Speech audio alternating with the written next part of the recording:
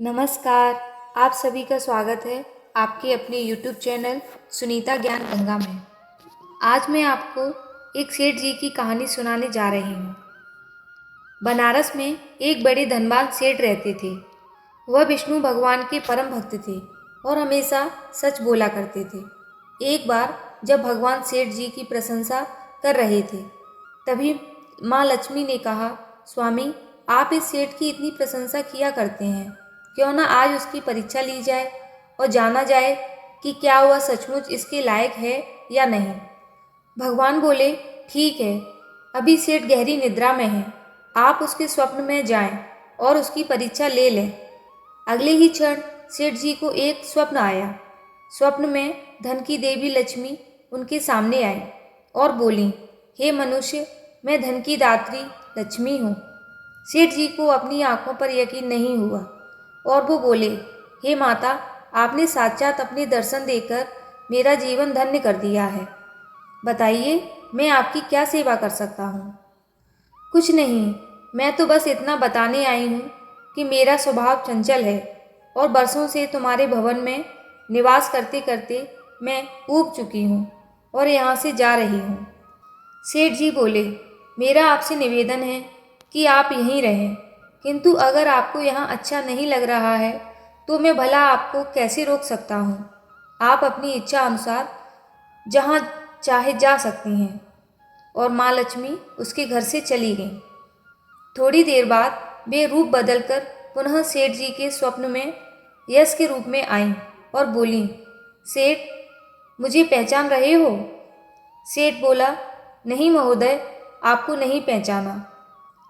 यश, मैं यश हूँ, मैं ही तेरी कीर्ति और प्रसिद्धि का कारण हूँ। लेकिन अब मैं तुम्हारे साथ नहीं रहना चाहता, क्योंकि माँ लक्ष्मी यहाँ से चली गई हैं। अतः मेरा भी यहाँ कोई काम नहीं।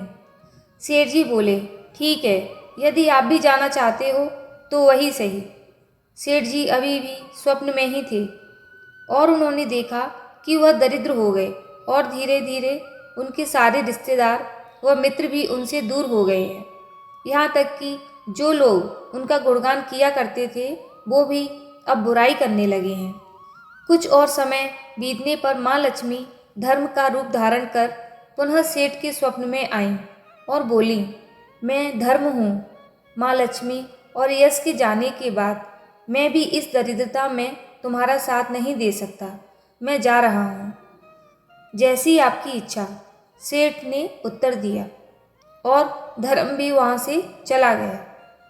कुछ और समय बीत जाने पर माँ लक्ष्मी सत्य के रूप में स्वप्न में प्रकट हुई और बोली, मैं सत्य हूँ। लक्ष्मी, यश और धर्म के जाने के बाद अब मैं भी यहाँ से जाना चाहता हूँ। ऐसा सुन सेठ जी ने तुरंत सत्य के पांव पकड़ लिए और बोले, हे महाराज, मैं आपको नहीं जाने दूंगा। भले ही सब मेरा साथ छोड़ दें, मुझे त्याग दें, पर कृपया आप ऐसा मत करिए। सत्य के बिना मैं एक क्षण नहीं रह सकता। यदि आप चले जाएंगे तो मैं तत्काल ही अपने प्राण त्याग दूंगा। लेकिन तुमने बाकी तीनों को बड़ी आसानी से जाने दिया, उन्हें क्यों नहीं रोका? सत्य ने प्रश्न किया। सेठ जी बोले, मेरे लिए वे तीनों भी बहुत महत्व रखते हैं, लेकिन उन तीनों के बिना भी मैं भगवान के नाम का जाप करते करते उद्देश्यपूर्ण जीवन जी सकता हूँ। परंतु यदि आप चले गए तो मेरे जीवन में झूठ प्रवेश कर जाएगा और मेरी वाणी अशुद्ध हो जाएगी।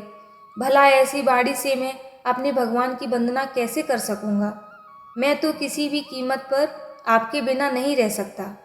सेठ जी का उत्तर सुन सत्य प्रसन्न हो गया और उसने कहा, तुम्हारी अटूट भक्ति ने मुझे यहाँ रुकने पर विवश कर दिया और अब मैं यहाँ से कभी नहीं जाऊँगा। और ऐसा कहते हुए सत्य अंतर्ध्यान हो गया। सेठ जी अभी भी निद्रा में थे। थोड़ी देर बाद स्वप्न में धर्म वापस आया और बोला, मैं अब तुम्हारे पास ही रहूँगा, क्योंकि यहाँ सत्य का निवास है। सेठ जी ने प्रसन्नतापूर्वक धर्म का स्वागत किया। उसके तुरंत बाद यश भी लौट आया और बोला, जहाँ सत्य और धर्म है वहाँ यश स्वतः ही आ जाता है, इसीलिए अब मैं भी तुम्हारे साथ ही रहूँगा। सेठ जी ने यश की भी आव भगत की और अंत में माँ लक्ष्मी आई। उन्होंने देखते ही सेठ जी नतमस्तक होकर बोले, हे देवी, क्या आप भी पुनः मुझ पर कृपा करेंगी? अवश्य, जहाँ सत्य, धर्म और यश हो वहाँ मेरा वास निश्चित है, माँ लक्ष्मी ने उत्तर दिया। यह सुनते ही सेठ जी की नींद खुल गई। उन्हें यह सब स्वप्न लगा, पर वास्तविकता में वह एक कड़ी परीक्षा से उत्तीर्ण होकर निकले थे।